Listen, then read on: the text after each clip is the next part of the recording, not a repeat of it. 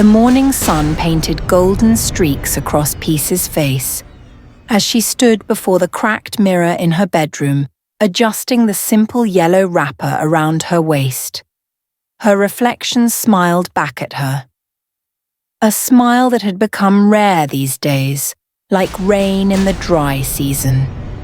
"You're glowing, my daughter," her mother, Mama Chidi, said from the doorway, her weathered hands clutching a basket of vegetables.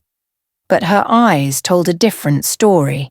They held questions, concerns, the kind only a mother's heart could harbour. "It's just the morning light, Mama," Peace replied, turning away from the mirror. But they both knew it wasn't the light. It was Mark. It had always been Mark. Mark had arrived in their village 3 years ago, like an answered prayer, tall, educated, with eyes that seemed to hold the wisdom of 100 elders, and the charm of 1,000 songs. While other young men boasted and postured, Mark spoke softly. He helped farmers in their fields without being asked. He quoted proverbs with reverence. He was perfect. Too perfect, Mama Chidi had whispered once, but Peace had laughed it away. "Mama, not every good thing is a trap," she'd said. Now, standing in that morning light, Peace wished she had listened. Their marriage ceremony had been simple but beautiful. The whole village came. Mark had held her hand and made promises that echoed through the compound like sacred vows.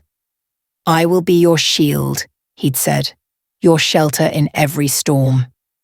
For 2 years he kept that promise, or so it seemed. But lately things had changed. Mark disappeared for days, claiming business in the city. He received strange letters that he burned immediately. He flinched when she touched him unexpectedly. And his eyes, those eyes that once held such warmth, now seemed haunted by shadows Peace couldn't name. "Where are you going?" she asked that morning as Mark packed a small bag. "The city, just 3 days this time," he said without meeting her gaze. "Mark, please." Her voice cracked. "Tell me what's happening. You're drifting away from me like smoke." He finally looked at her, and for a moment she saw something in his face. Fear, guilt, sorrow. But it vanished as quickly as it appeared. "Some things are better left unknown, Peace. Trust me on this." Then he was gone, leaving her with questions that multiplied like weeds. That afternoon, a stranger came to the village. A woman named Ngozi, dressed in city clothes, her face carved with determination. And something deeper. Pain that had fossilized into purpose.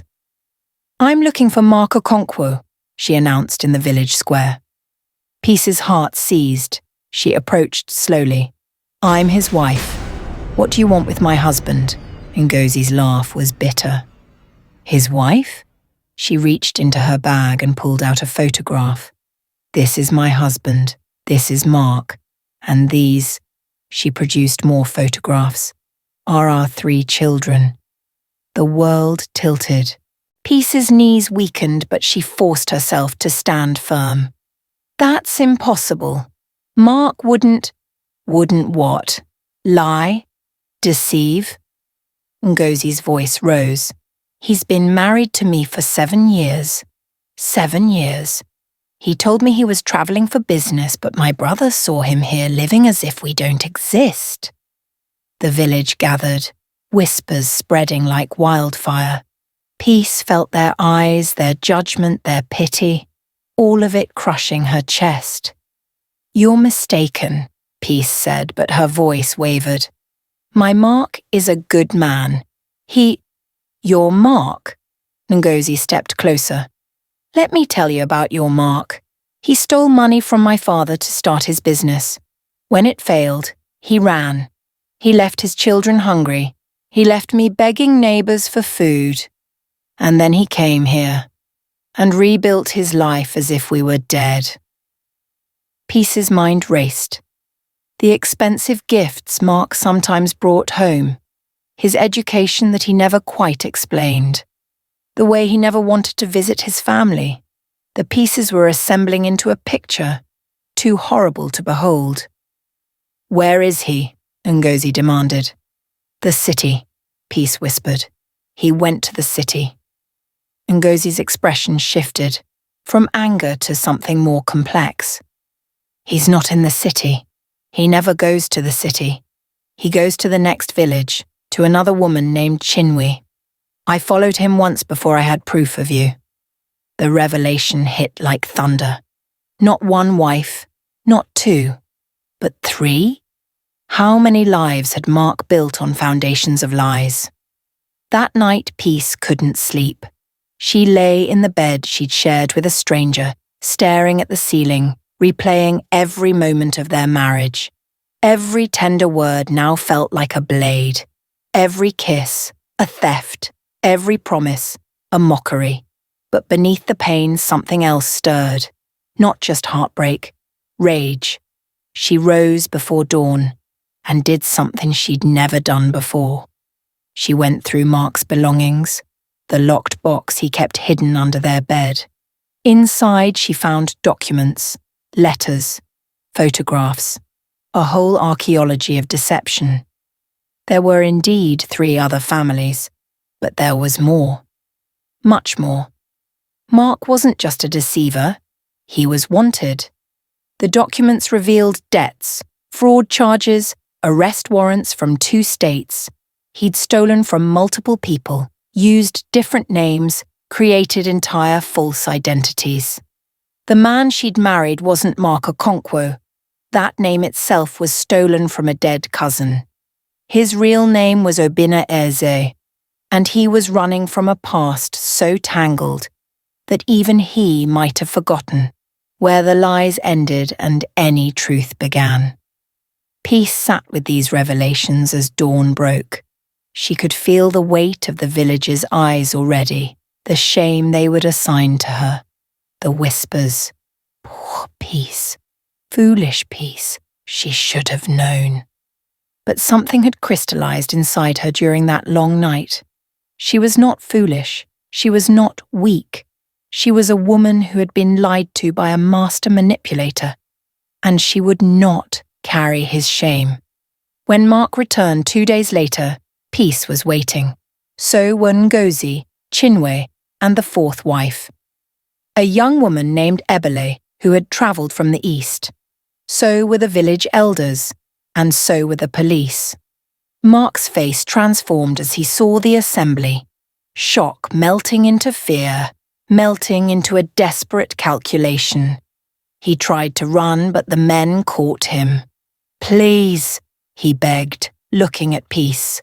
"Please, I can explain everything. I was going to tell you. I was trying to find a way." "To find a way to what?" Peace's voice was steady, cold as deep water. "To juggle 4 families? To maintain 4 sets of lies? Or were you planning a 5th? "I loved you," he whispered. "That was real. I swear it was real." Peace stepped closer, and when she spoke, her words carried the authority of someone who had walked through fire and emerged forged in truth. Love doesn't hide. Love doesn't deceive. Love doesn't steal. Whatever you felt, Mark, or Obinna, or whoever you really are, it wasn't love. It was possession. It was control. It was the thrill of getting away with something. She turned to the other women. "We are not his victims. We are survivors of his lies, and we will not let his shame become ours." The police took Mark away. He would face charges for fraud, theft, and bigamy. But for Peace, justice in a courtroom felt secondary to the justice she'd claimed for herself, the refusal to be broken by betrayal. In the months that followed, something unexpected happened. The 4 women, bound by their shared deception, became allies. They helped each other navigate the legal battles, the financial ruins Mark had left behind, the emotional reconstruction required. Ngozi's children needed school fees. Peace organized a village fundraiser. Chinwe needed a place to stay. Ebele, who had inherited land, offered shelter. They were not friends exactly, but something deeper, witnesses to each other's survival. One evening, Mama Chidi found Peace sitting under the udala tree, watching the sunset paint the sky in shades of orange and purple. "You've changed, my daughter," Mama Chidi said softly. "I had to," Peace replied. "The woman who married Mark was innocent. The woman sitting here has been educated by fire. Do you regret it? Loving him?" Peace considered this. "I regret that he was a lie, but I don't regret my capacity to love. That was real, Mama. My love was real even if his wasn't, and that's something he could never steal from me." Mama Chidi placed a weathered hand on her daughter's shoulder. "The strongest trees are those that bend in the storm but don't break. You are stronger than you know." Years later, when young women in the village came to Peace for advice about marriage, about love, about trust, she would tell them this: love with your whole heart, but keep your eyes open. Trust, but verify. Give yourself completely, but never lose yourself. Because sometimes the greatest love story is not about finding the right person. It's about finding yourself after the wrong person nearly destroys you. She would pause, then add with a smile that held both wisdom and warning.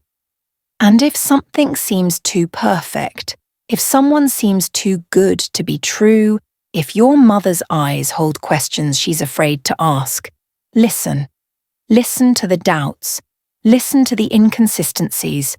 Listen to that small voice inside that whispers, "Something isn't right."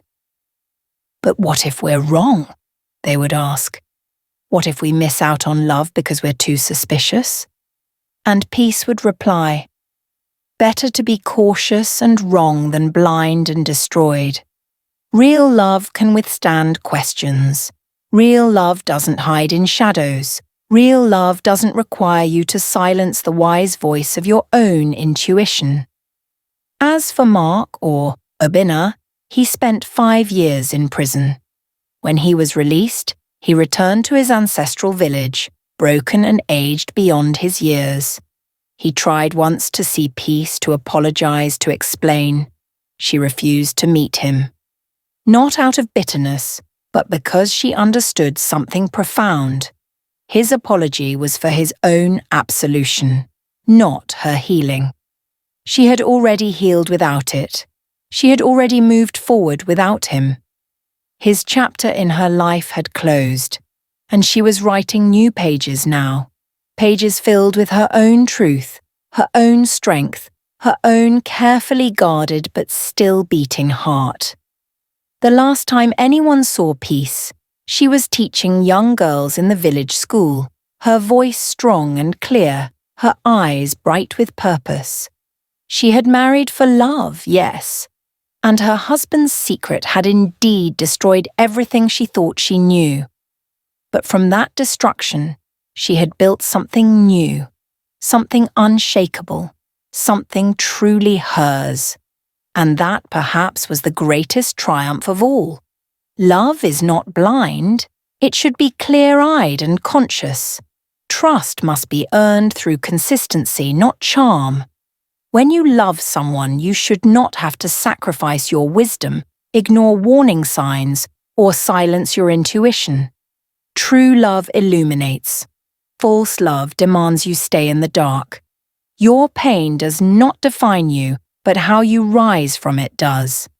Betrayal can destroy what was, but it cannot destroy what you choose to become. You are not the lies told about you, or the deceptions practiced against you. You are the truth you speak, the dignity you maintain, and the life you rebuild. And remember this: the person who deceives you has chosen their path. You are not responsible for their choices. only for your own. Choose truth. Choose dignity. Choose yourself. Every single time.